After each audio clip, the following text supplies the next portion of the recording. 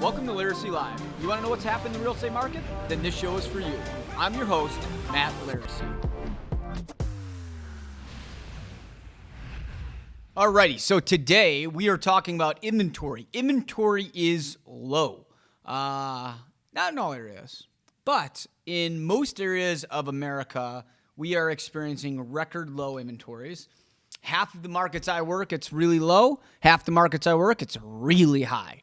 It's like a tale of two cities in Chicago, but today we want to focus more on the lower inventories because like a lot of people have questions about what to do with no inventory. So our high rises have 12.4 months of inventory, which is a high amount of inventory, okay? So a balanced market is 4 months of inventory. 1 month of inventory needs 1 month of demand to wipe it out, okay? 4 months, balanced market. So anything below 4 months of inventory would be considered a seller's market. Anything above 4 months of inventory would be considered a seller's market. High rises, 12.4 months of inventory. So that's not what we're focusing on today. We're focusing on low inventory. So the areas that have less than 4 months of inventory. So we got a lot of questions here, and what we're going to do is we're going to go off these and just kind of read them off and answer the questions that people have. So what does a low inventory market even mean? Just what I said. Something below 4 months of inventory is what a low inventory market would be. So like the burbs, not a market we work, but the burbs have like a half month of inventory in some areas, which means there's pretty much nothing on the market. If you're above 4 months, guys, that means you have a high amount of inventory. Our high-rise condos in Gold Coast, Streeterville, and River North now a buyer's market. Yes, they are. They have 12.4 months of inventory, which means that you have 3 times as much inventory of balance, which means it would be a hardcore buyer's market.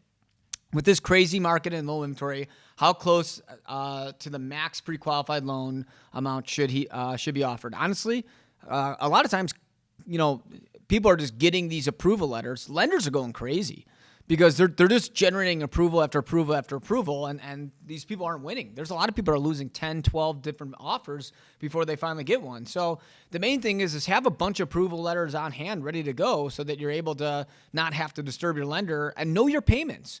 Don't bother people if you got to move quick, because sometimes if you're waiting on payments, that place could be gone. What are your best puts? What are your best tips on putting in a competitive offer besides price and escalation? I've given my thoughts on escalation clauses more times than I can count, but I will tell you that I would waive my mortgage contingency. It's the first thing I would do. If you think you're going to be qualified for the loan and you don't think the place will have an appraisal issue, waive your mortgage contingency. If you waive your mortgage contingency, that means that this loan or this offer is not contingent on a loan, which is equivalent as cash. So it's a risk. It is a risk. But if you think it's going to appraise out, do it, because you will win. You're going to beat out an offer that's a few thousand more than yours. Why is it low inventory? Not enough people want to move. Here's a few reasons there's low inventory. One, a lot of people don't need to move. They don't want to move. They just want to stay put. A lot of people don't have anywhere to go. If they sold this place, there's low inventory in their buy up, so they have to stay put.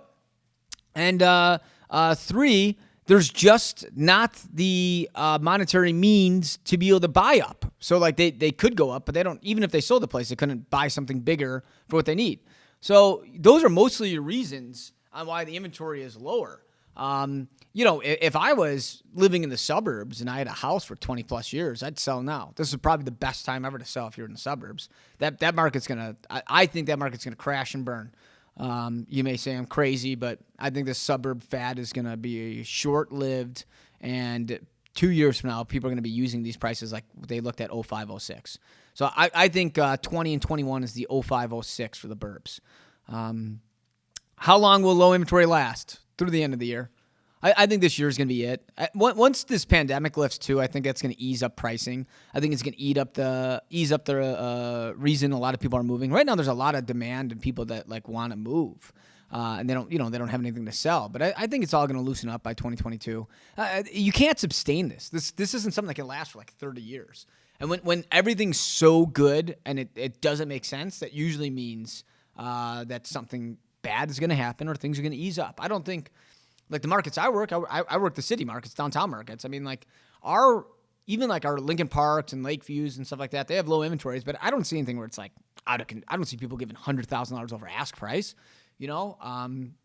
We're seeing some people overpay a little bit, 10, 15,000, but not crazy. And the high-rise market, low inventory, it's laughable. It's like funny when I think about like people talk about low inventory. Like the high-rises, you got more inventory to know what to do with.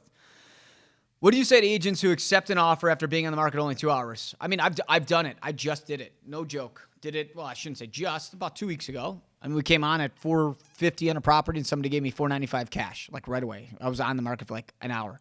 They saw a property that was just similar to it. My client's like, what more can I get? You know, we're this far over ask price and cash. And the people saw it.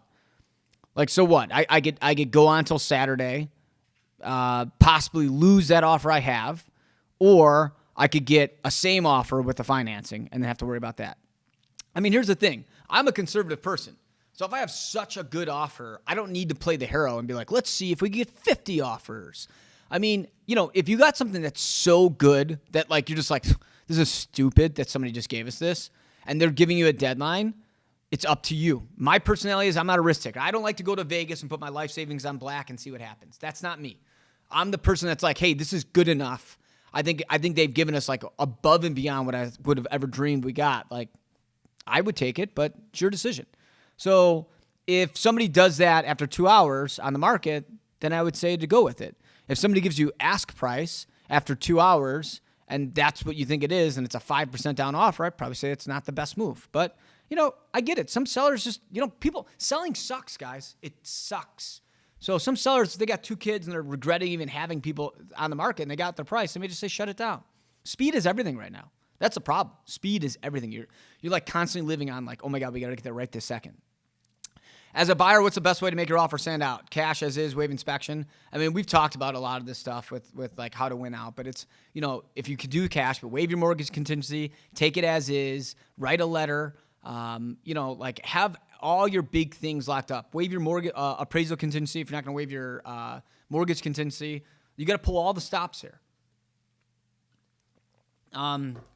What are you and your team doing to make offers stand out? I mean, I'm coaching my clients and preparing them to do what it takes to win.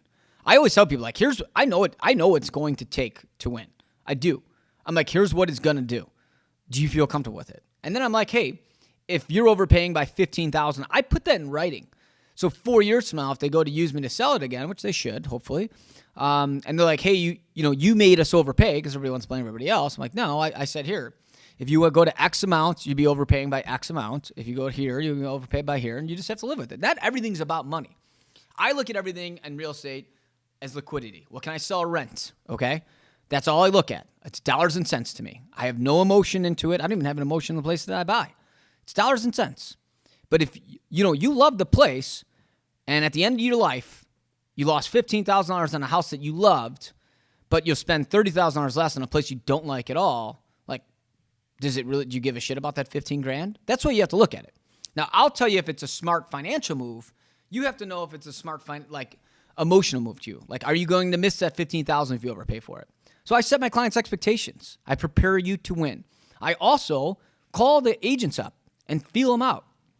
I know when agents are full of shit, but I mean, some of them, I think everybody in life is completely full of shit. That's the way I live my life. I think everybody's lying to me at all times. I know it's a terrible way to live my life, but I'll tell you, all I ever get is people who lie all day long. Everybody lies to me constantly, and I could tell. And then I take what they tell me, and I'm like, okay, 90% of this is true, and this is what I think is fake. And then I explain to my clients what I think it is, and then you run with it from there. But I call the other agent up too. That's a big thing that people don't do. Is nobody calls. I've talked about this before. Nobody calls. I got 2 people blowing me up right now through text messages, but nobody calls. Pick up the phone. I could get a lot better of an idea of what I have to do if somebody called. If real estate cycles are predictable, why is there always inventory lows and highs? I mean, just because people follow the trends. How many people are like, okay, I gotta prepare my house a list for the spring? They don't say, let me prepare that. Like, if you wanna win out and you're a seller, list at the end of January if you're in Chicago, because that's when inventory is like super low and like demand just starts to ramp up, And then right now, I mean, obviously in general, like inventory is low today, but I'm saying like, the inventory is going to build. Wait till after Memorial Day when the summer rush of inventory comes. Like, are people really going to be talking about that low of inventory then? We're in the peak season. In fact, I think we've peaked. I think in my market in Chicago that we have peaked. I would say like last week was the peak of the market. And every day from now till July 4th, it is going to be very, very, very busy. I'm not saying you're going to be like, oh, Matt said it's going to be slow in May and June. No, I didn't say that. I'm saying that if we look back at the end of the year of when it was the busiest time of the year, I think we just passed it. And I think it's going to be ridiculously, overwhelmingly, I'm going to have a heart attack busy through middle of June. But I think that we've already seen the busiest moment. Could be wrong. We'll see. Does the rent cycle play into this low inventory market? Absolutely. March, April, May, first part of June is when people's leases come due. Highest amount of demand is right now. Literally a week ago. Okay? Every day we get closer to July 4th, market's going to slow. That's in Chicago. If you're in the burbs, it's going to be a little bit different. Did COVID have any effect on low inventory market at all? Sure. I think some people aren't moving because of COVID. I think some people feel nervous to move. But COVID has a lot to do with everything. We just clicked off of that. Is it normal to have parts of the city that are low inventory and other parts that are high? No. I mean, we're in a weird market right now. We're in a market where people think they're never, ever, ever, ever going back to work again. So I don't want to live in a high rise. That's how everybody talks to me, and it drives me crazy. You're going to go back to work. High rises will be hot again. But I do think the reason, like in my markets, why Lincoln Park, Lakeview, Westtown, Logan Square, et cetera, Buck, whatever, are so hot, is because a lot of the buyers that are normally looking in the hearts of the city, like the River North, Storyville, Gold Coast, Loop, New East Side, are moving to these little buildings because they don't think they're ever going back to work again. I can't wait till everybody goes back to work. It's going to happen. I'll put $1 million cash on the table against anybody that's willing to bet me. This is a serious bet. Put it on paper. We'll have attorneys draw it up that people will be at work. We will work from offices again. No matter, I don't care what people tell me. You're listening to this like, my boss told me we'll never go back to work. Okay. Maybe your boss did, and you might be the individual. Collectively as a whole, the human population will be at offices again. Mark my words. You heard it here first. I've been saying it for I've been saying it for over, 12, 13 months now. We're going to go back to work. And when that happens, and you're sitting in your car in Winnetka, and you're 2 hours there, and you're 2 hours back, and you're single with no kids, and you thought it was good to have that extra space, and then everybody's out in the city every night after work, you tell me how much FOMO you have.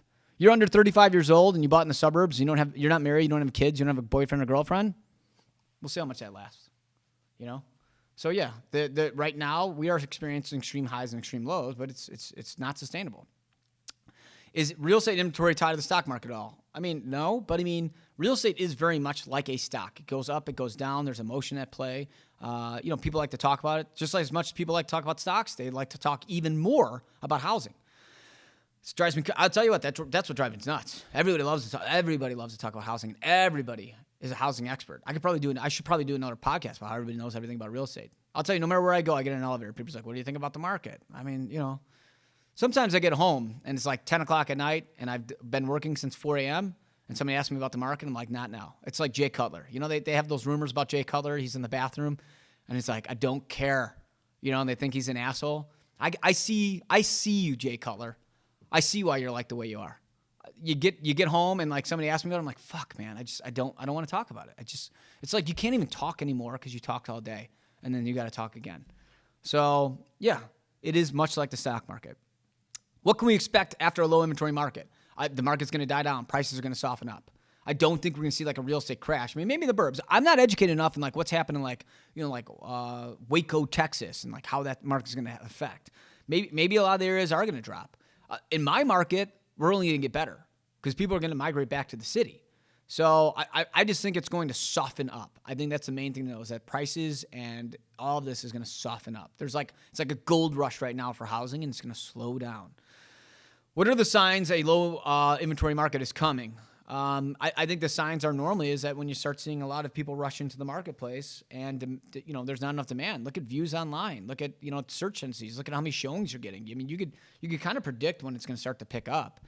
How do you predict Chicago real estate market trends? That's exactly it. I also predict how many calls I get. I actually think a lot of inventory is coming to Chicago because in the last 2 weeks, I've been going on nothing but listing appointments. Nothing. I'm nonstop getting slammed with people wanting to list their properties. All I've been doing all year, we have a lot. I have over 150 plus listings at any given time. So I always have a lot of listings, but I feel like lately it's been like abnormal the amount of people who are calling me to list.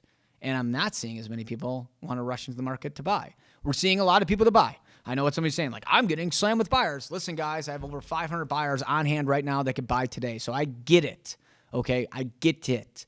But I'm saying I'm fielding, personally, 2 seller calls for every buyer call, whereas about 6 weeks ago, I was doing 2 buyers for every seller.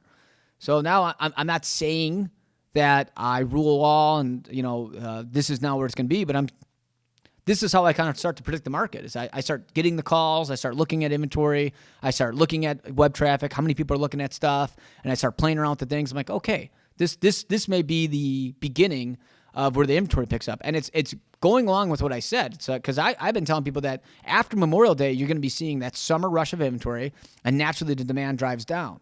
And what I'm getting right now is a lot of people that are calling that want to list their place. And guess when they want to list, guys? End of May, right after Memorial Day. And guess when demand's going to slow down? So this is how we make these predictions, is we just kind of follow the trends. When will mortgage rates go up? Probably next year. I mean, they're going to stay low. They won't stay this low. Why are inventory trends? What are inventory trends like across the country? Low. All suburban markets across the country are super low. Like downtown city markets are high. People are leaving the cities to go to the suburbs. Are more people buying than renting? A lot of people are entering the buying market solely because rates are low, and they want to buy a place. A lot of people, they have money. They've been saving up. They didn't travel last year. A lot of people have excess income, Does low inventory impact the rental market? If anything, I would think it would help out the rental market because a lot of people can't buy anything. So, I know, the suburbs, there's, no rentals. The city rentals are high, but, the rental market is starting to come back here. So I think it probably impacts it a little bit, but doesn't completely change it. Do you think $1 million plus homes are going to experience low inventory as well? They are. The luxury market is having a year of a lifetime for most areas. You have a $1 million plus high rise in River North buyer's market, but everywhere else, if you got a single family home in Lincoln Park, good luck. It's gonna fly. What happens if you offer more than an appraisal comes? What happens when you offer more than an appraisal comes out to be? So essentially, what happens if a property underappraises? You either come out of pocket the difference, the deal dies, you renegotiate, the seller takes the difference. You hire a different lender. There's a lot of different stuff you could do. Essentially, though, the deal is going to change, and that's why a lot of sellers are asking you to waive your mortgage or your appraisal contingency, so that way they're protected. So if you waive your mortgage appraisal contingency and the place underappraises, guess what? You're buying that place. Is it less likely for a deal to fall through in a low inventory market? Absolutely. Because they know that, listen, they got you by the balls. You want to back out? Who gives a shit? They'll go to somebody else. So people are waiving everything to be able to get it. How can clients remain patient in a low inventory market? It sucks. I can't tell you how to remain it. You just have to know this is the market you're in. You just have to deal with it. How common are rent backs right now? They're pretty common in the suburbs. But, in my markets, rent backs aren't that common because we don't do 4-day closes like you see in California. We have 45-day closes. So rent backs aren't that super common. I know a couple of other agents told me that they're seeing it a lot because their people are moving to the burbs. But I personally, I'm not seeing it a lot. I'm not. And we're at 300 plus deals closed and pending for the year. I've done 2. I hate rent backs. They're nothing but trouble. Nothing good ever comes of a rent back in my experience. Are open houses even necessary in low inventory market? Yeah, absolutely. Absolutely. It's a good way to drive a lot of people there, gain more hype, and then, you get more people to bid more. Should buyers approach landlords of rental properties to see if they're willing to sell instead of to see what their options are? I think in certain parts of the market, yeah. I don't think there's a lot of landlords, though, in the low inventory markets, because a lot of the low inventory markets are the suburbs. And the suburbs, there's just, a lot of people don't rent that much in the suburbs. The suburbs isn't a huge rental market. Is low inventory a good or bad thing? I think it's a bad thing. I think a hardcore buyer's market's a bad thing, and I think a hardcore seller's market is a bad thing. I like balanced. I like when things are okay. The market sucks for a lot of agents right now. If you work in an area and there's 1 month or less of inventory, it's not even fun. You're probably getting fired a lot because people think you're doing wrong because, let's face it, we'll never take accountability, and we won't. A lot of people just aren't going to accept the market for what it is. They think somebody else can do it. Maybe they're working with a shitty agent. Honestly, maybe they are. But the reality is some things you can't change. I've had a client that, it's rare that I have people get outbid more than once or twice, but I did have a client that got outbid 3 times. And all 3 times we're not even close. Not even close. So like, sometimes it's bad luck too. So like, I just tell people like, it is what it is, but like, it's a bad thing when it's this low. It really is. It doesn't put a good taste in anybody's mouth unless you're a seller. But if you're a seller, you still got to move somewhere else, and most likely you're experiencing a low inventory with where you're going. How are your numbers so far this year? We're way up. We're up I think 40% year over year. We'll see what happens. Do you expect to hit your sales goal for 2021? Our sales goal was $250 million. We are at currently maybe a little bit over 110-ish closing pending. So we're going to exceed our goal. But remember, guys, this is prime season. Ask me in September if I think we're on pace. So this is the thing. Every agent in the world gets cocky, January to May. I'm like, let's talk in July and see how hot your July is, and then it slows down every single month from July till December. The back 6 months slows down. So you need to make up so much in that first 6 months to make up for that back 6 months. I think we should be able to hit our goal, but we did only $203+ million last year. So to go to 250 is $47 million growth is pretty crazy. And we had some turnover and some stuff. So we'll see. How's the suburban market impacting the downtown market and vice versa? Everybody's leaving the downtown market to go to the suburban market. So if anything, you're welcome, suburb brokers. I'm helping your sales numbers out. Everybody's leaving here to go there. But we're already starting to see that mass exodus slow down. I am seeing the great migration. It's happening. It's coming back. But there still are more people moving to the burbs and coming to the city from the burbs. But that's going to change.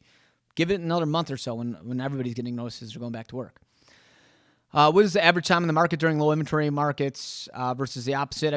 We're seeing, 2 to 14 days in our low inventory areas, and then we're seeing, 90+ days in our high inventory areas. Normally in a normal market, you should see about a 60 to 70 day on average market. What can we expect for the rest of the year? I think we've peaked. I think the market's going to remain strong till June. I think July and August will be pretty decent months, and I think September to December will be soft. That's what I think is going to happen. I think there'll be different trends to go to, but those will be covered in different podcasts. Are potential rise in COVID numbers going to impact inventory levels? No. What's the best way to find more listings in the low inventory market? Look at canceled and expired. Have your agent look through canceled and expired listings of what was on the market in the fall that didn't sell. Do you reach out to past clients to see if they're interested in selling? I do. I do quarterly emails. I do monthly newsletters. To me, I don't have trouble getting inventory. But if I was a broker out there and I had more time, I would be hounding canceled and expireds, especially in the fall. Are you seeing other agents struggle with low inventory? Absolutely, especially people that are newer in the business. Did you adjust your business at all during low or high inventory markets? No, I don't. I know what to do and how to change at the different times of the year, and it's been implemented in me. So we're pretty set. We're pretty set. I think if you know when it's going to happen, you have to alter your business, but it's already ingrained in how we operate. Is a more competitive environment more stressful for realtors? Absolutely. When you're constantly getting beat out or constantly rushing, you pretty much have anxiety the entire day. All day long, you have anxiety. It's terrible. What's your favorite type of market to work in? A balanced market. I like it where it's not too hot and it's not too cold. I like just right in the middle. I don't need to get the richest in the world and have 1 billion times the sales, and I don't want to have no sales. I could exceed just as much in a balanced market as I can in either one of the other ones, and it's also takes a little bit more stress out of the marketplace. Have you seen any international activity come back? It's picking up. We're getting there. We're going to talk about the international market in a different podcast, though, so I don't want to talk about it just today. What are lenders saying about low inventory markets? They hate it. They're swamped. They're constantly writing approvals, and their buyers aren't getting it, so they're not making any money. Let's face it. Nobody likes to work for free.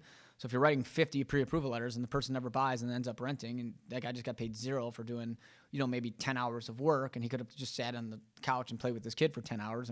What's the best use of your time? But it is what it is. That's sales. What can you tell us about the construction market right now? It's hot, but materials are so expensive. There's lumber shortage. There's shortages on everything, and it's tough to get a lot of materials, and the costs have gone up so much that the prices haven't gone up enough to compensate for it. So it's been a difficult thing, and that's one of the reasons why inventory is low is they can't build enough housing because the numbers don't make sense.